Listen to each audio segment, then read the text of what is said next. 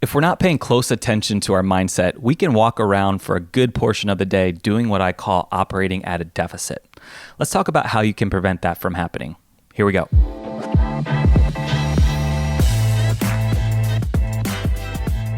Hey, welcome to the Workday Mindset Podcast. I'm your host, Drew Amoroso.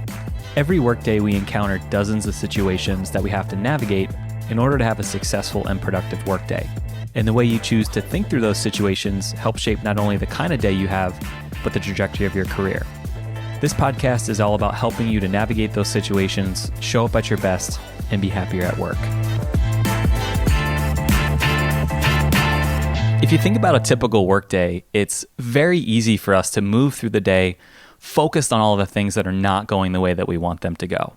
So our mind is really good at drawing our attention to areas of concern or anticipating stressful situations or focusing on things we're not particularly excited about doing.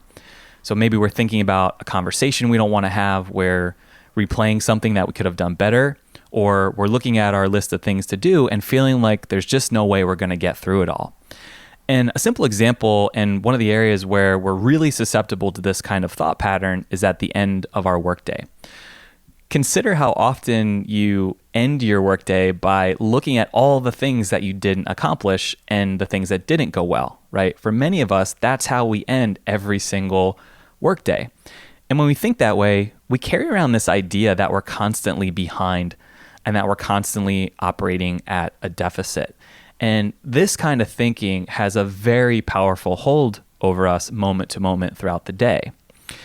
One of the things that reinforces this kind of mindset is the way we talk to one another about our work. So think about how you respond to someone who says something like, "So, how's work going for you?" For many of us, and maybe most of us, the first thing that comes to mind aren't things that are going well. Instead, what we generally say is something like, I've got a lot on my plate right now, I'm slammed, I'm busy, and this or that is making my life harder. And when we talk to each other about work this way, it creates this sort of implicit agreement that we're all behind, that it's this shared experience, that work is hard, and that the best way to relate to one another is to focus on how we're operating from that deficit. So we perpetuate this idea that this is the norm and that this is the way it has to be. And when we constantly use words like this over and over, and when we focus on what's not going well, we also train our brain to live and function with this as our default mindset. And when we live with that as our default mindset, that means that our actions and our emotions correspond directly with those thoughts. So we feel tired, we're short-tempered, we're unhappy, and our work and our interactions with other people end up suffering as a result of it. So we're not confident, we're less motivated, we're much less productive, and ultimately not as content or as happy as we could be day to day. But it turns out that we actually can turn this around by shifting our focus from operating at a deficit to embracing this mindset that's focused on progress and good things that have happened. So at a moment-to-moment level, we actually can make a choice each and every day to shift our focus from those things that haven't gone well to the things that have. So what we're really doing is moving from living at a deficit to experiencing a surplus. Now, this is not an easy thing to do because it takes practice and it takes a willingness to practice. But if you want to start to make this shift, there are two things that I would recommend you do as a starting point. So number one is to practice catching yourself in the moment when you're operating at a deficit and be very intentional about inserting a new thought. So we're so used to being fixated on all the challenges that we face each day that it's become a habit for us. In every situation we encounter, our brain almost immediately takes us to our old way of thinking, which is focusing on all of the deficits. And that's because it's familiar and it's what we've always done. So what we have to do is get in the habit of pausing every now and then to take what I would call a self-inventory of how we're thinking. Then when you catch yourself thinking a certain way that you don't like or that isn't suiting you, then you just flip that thought and insert one that does suit you. So what's an example of this? Instead of heading into a meeting thinking about all the things you could be doing with this meeting time, you flip that thought to how the meeting might give you a chance to catch up with a colleague. Or instead of internalizing a piece of feedback you got on some of your work, you flip that thought and consider how that comment can help shape your approach to that work the next time and how it could give you some more confidence entering into that situation again.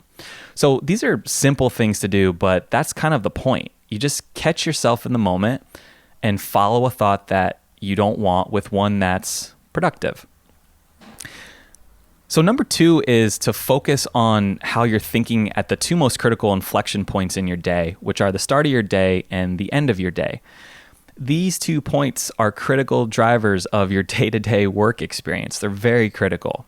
So in terms of starting your day, what you want to focus on is setting appropriate expectations. For many of us, one of the first things we do each day is create a list of things that we want to accomplish that day. And on that list, we put everything we can think of or everything that's currently in our work queue. But here's the problem with doing that. On most days, we don't end up making it even halfway through that list. So despite the fact that we know from experience that we rarely get everything on our list done, that's the way that we set them up. We still come into each day and set ourselves up to move through the day with an unrealistic expectation of what it is that we can actually do. And we end up looking at the day as having been unproductive instead of focusing on things that we accomplished. So one way to start to flip from operating at a deficit is to be realistic about what we can accomplish in a day. Instead of starting your day by staring at that long list, pull 1 or 2 things off of it that are your highest priorities and set a goal to get those things done and keep that as your singular focus. Now, you probably will get more than those 1 or 2 things done that day, of course, but the idea is to set an expectation that's achievable so that you're not constantly feeling behind. This is a really simple mindset technique that works very, very well. Then, at the end of the day, the goal is to spend some time focused on things you did accomplish and that did go well. So we generally leave the day frustrated and feeling anxious because what we've been focusing on were all the things we weren't able to get done. But what you can do instead is think about all the things that you were able to accomplish. So I'm talking about 30 seconds or a minute of your time to take stock of what you did cross off your list, positive interactions that you had, maybe value that you were able to contribute to your work or to a colleague or a client. So before you just hurriedly decide to end your workday and rush on to the next thing, revisit some of the things that went well for you that day. Now, there's some great science to back this up that says that even if we do these small things every day for just a couple of minutes, just even a couple of minutes, our brain starts to shift to a more positive outlook, and it helps us build confidence, and we're more productive, and we feel ultimately happier at work. So here's your takeaway. Over the next few days, practice focusing on how you're thinking as you enter and exit the day. So at the beginning of the day, set expectations that you can achieve. And then at the end of the day, take stock of things that went well. I actually think you'll be surprised at how these 2 things alone will lead to a very positive shift in your mindset. Go have a great workday. Hey, thanks for listening to this episode of the Workday Mindset Podcast. I hope you enjoyed it. And if you did, I'd appreciate it if you could head over to whatever service you're using to tune in and give us a 5-star review. The Workday Mindset Podcast is a collaboration with Populous Radio. Check out their other shows at populousradio.com. Thanks for tuning in and go get them.